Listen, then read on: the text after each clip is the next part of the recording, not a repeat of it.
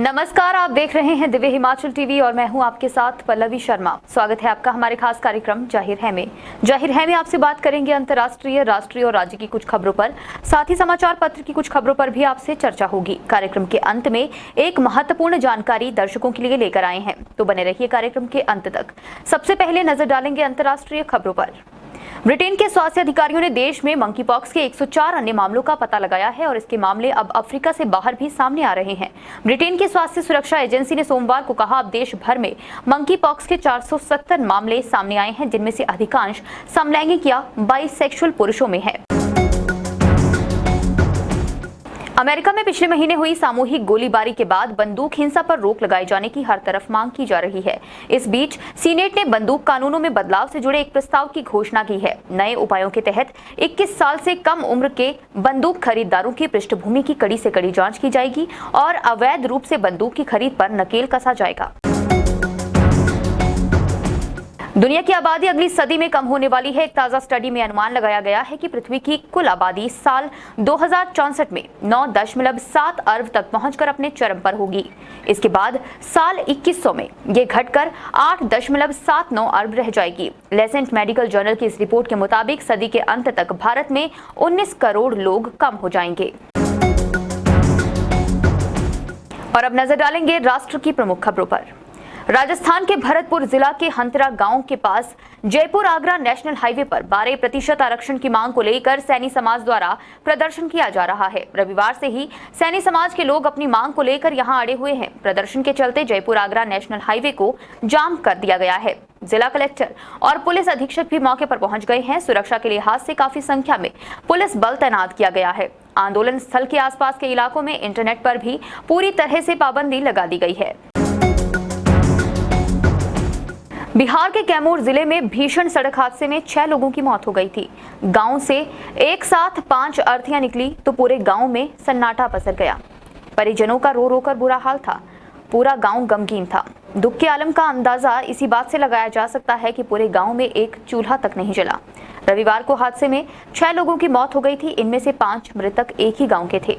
हादसे के बाद सोमवार को भी गाँव में मातम पसरा रहा। नेशनल हेराल्ड अखबार से जुड़े मनी लॉन्ड्रिंग केस में प्रवर्तन निदेशालय ने पूर्व कांग्रेस अध्यक्ष राहुल गांधी को पूछताछ के लिए आज फिर दिल्ली हेडक्वार्टर बुलाया है। इससे पहले सोमवार को ईडी ने राहुल से करीब 10 घंटे तक पूछताछ की। कांग्रेस के पूर्व अध्यक्ष पूछताछ के लिए पहली बार ईडी के सामने पेश हुए थे। वे रात करीब 11 बजे ईडी दफ्तर से निकले थे। अब बढ़ेंगे राज्य की खबरों की तरफ। हिमाचल प्रदेश में गर्मी की मार काफी ज्यादा पड़ रही है। मानसून की एंट्री के एक सप्ताह पहले यानी सोमवार को प्रदेश में कई जगह पर रिकॉर्ड पारा दर्ज हुआ। सोमवार को 27 वर्ष बाद धर्मशाला में अधिकतम तापमान 38 डिग्री सेल्सियस रिकॉर्ड हुआ। कांगड़ा, ऊना और धर्मशाला के कई क्षेत्रों में सोमवार को लू चली। शिमला सहित सभी पहाड़ी क्षेत्र भी गर्मी से तप गए हैं। हालांकि मौसम विज्ञान केंद्र ने 15 से 17 जून तक प्रदेश के सभी क्षेत्रों में बारिश और अंधड़ का येलो अलर्ट जारी किया है और अनुमान है कि 18 जून के बाद प्रदेश में मानसून दस्तक देगा। हिमाचल प्रदेश के मनाली में हामटा पास से लापता हुआ इजरायली टूरिस्ट मिल गया है। उसे पुलिस टीम ने खोज लिया है। इजरायली टूरिस्ट को लाहौल स्पीति के छत्रु में कैंपिंग साइट से बरामद किया गया है। दरअसल युवान और रोन नाम के 2 इजरायली टूरिस्ट हामटा होते हुए लाहौल स्पीति की तरफ आ रहे थे। इनमें से युवान तो लाहौल के कोकसर में पहुंच गया था, लेकिन रोन पीछे रह गया और बाद में कोकसर पुलिस पोस्ट पर इसकी सूचना दी गई, जिसके बाद उसे खोज लिया गया है। माउंट एवरेस्ट सहित दुनिया की 8000 मीटर से ऊंचाई वाली 5 चोटियों की सफलतापूर्वक चढ़ाई करने के बाद हिमाचल की बेटी बलजीत कौर घर लौट आई है। खुली जिप्सी में ओल्ड डीसी ऑफिस से लेकर ओल्ड बस स्टैंड तक रैली में बलजीत कौर ने सोलन वासियों का अभिवादन स्वीकार किया। बलजीत कौर के सम्मान में मुरारी मार्केट में लॉयंस क्लब सोलन वैली की तरफ से समारोह आयोजित किया गया। इसमें बतौर मुख्य अतिथि डीसी सोलन भी पहुंची थी। और अब नजर डालेंगे अखबार के प्रमुख खबरों पर। पहाड़ी राज्य हिमाचल प्रदेश में पेट्रोल व डीजल को लेकर हाहाकार मचा है। एचपीसीएल और बीपीसीएल के पेट्रोल पंपों से वाहन चालक बिना तेल डलवाए बैरंग ही वापस लौट रहे हैं। हिमाचल प्रदेश में पुलिस कर्मियों के भरे जाने वाले 1334 पदों के लिए पुलिस भर्ती की लिखित परीक्षा अब 3 जुलाई को आयोजित की जाएगी। नेशनल हेराल्ड केस में सोमवार को ईडी ने कांग्रेस सांसद राहुल गांधी से 8.5 घंटे पूछताछ की। उन्हें आज भी पूछताछ के लिए ईडी दफ्तर बुलाया गया है।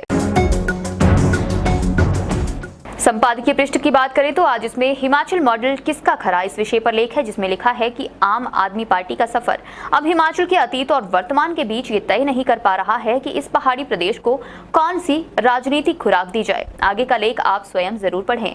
इसके अलावा डॉक्टर अश्विनी महाजन का लेख कि जुए की लत लगाती ऑनलाइन गेम्स आपको पढ़ने को मिलेगा। डॉक्टर राजन तंवर का लेख संत कबीर की समाज संबंधी विचारधारा और छिलकों की छाबड़ी में पीए सिद्धार्थ का लेख निंदा से चुगली भली छपा है। आप इन सभी लेख पर जरूर नजर डालें। और कार्यक्रम के अंत में आज युवाओं के लिए लेकर आए हैं बेहद महत्वपूर्ण जानकारी। भारत सरकार आज रक्षा बलों के लिए अग्निपथ भर्ती योजना का ऐलान कर सकती है। इसके तहत युवाओं को 4 साल के लिए भारत की तीनों सेनाओं में भर्ती किया जाएगा, जिसे टूर ऑफ ड्यूटी नाम दिया गया है। तीनों सेना प्रमुख कॉन्फ्रेंस में इस योजना की घोषणा करेंगे। 2 सप्ताह पहले जल, थल और वायु सेना प्रमुखों ने अग्निपथ योजना के बारे में प्रधानमंत्री नरेंद्र मोदी को अवगत कराया था। सैन्य मामलों का विभाग इसे लागू कर रहा है। 4 साल के बाद इस स्कीम के तहत भर्ती होने वाले 80% युवाओं को कार्यमुक्त कर दिया जाएगा। सर्वश्रेष्ठ 20% युवाओं को तीनों सेनाएं रिटेन करेंगी। आज के जाहिर है कार्यक्रम में बस इतना ही। देखते रहिए दिव्य हिमाचल टीवी।